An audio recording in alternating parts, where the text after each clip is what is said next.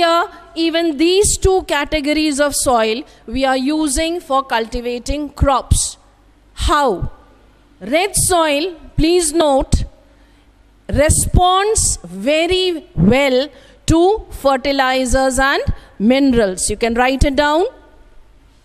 Red soil responds to fertilizers plus irrigation. So what I want to tell you, even though some vital minerals are missing in red soil and it is not suitable for cultivation, but artificially when the farmers apply fertilizers and manures, when they apply the right amount of irrigation, the soil becomes as good as alluvial soil for growing crops.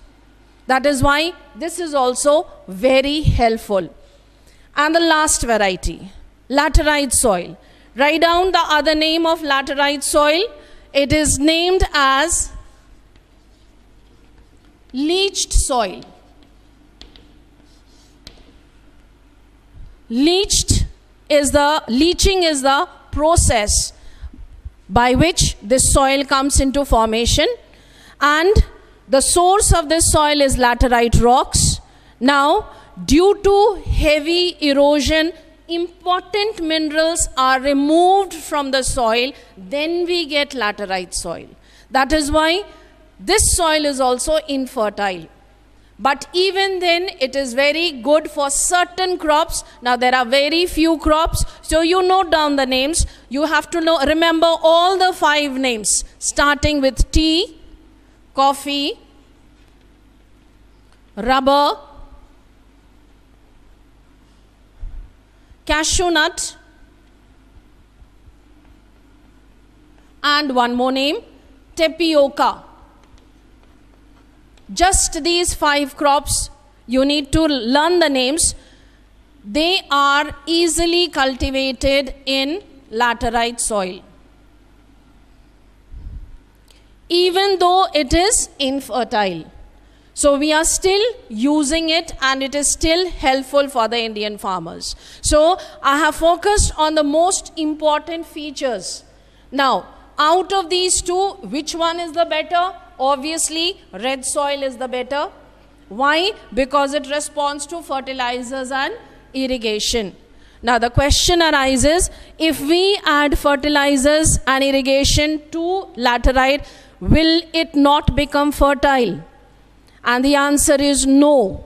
It does not become fertile because it is acidic in nature. You can note it down. It is acidic in nature.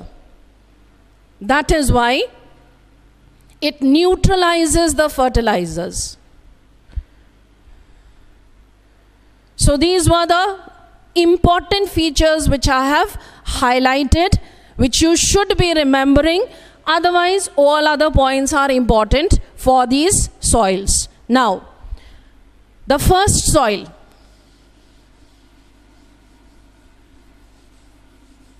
Alluvial soil is very important, and therefore some more details you will have to learn about alluvial soil. And those details I have prepared for you in the form of a chart. Alluvial soil is classified into various categories. Clear?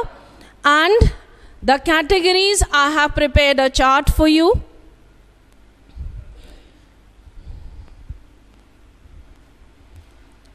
You can see on the chart, the first classification is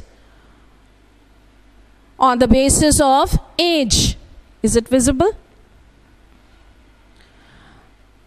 On the basis of age, we have 2 types of alluvial soil, Khadad and Bhangad.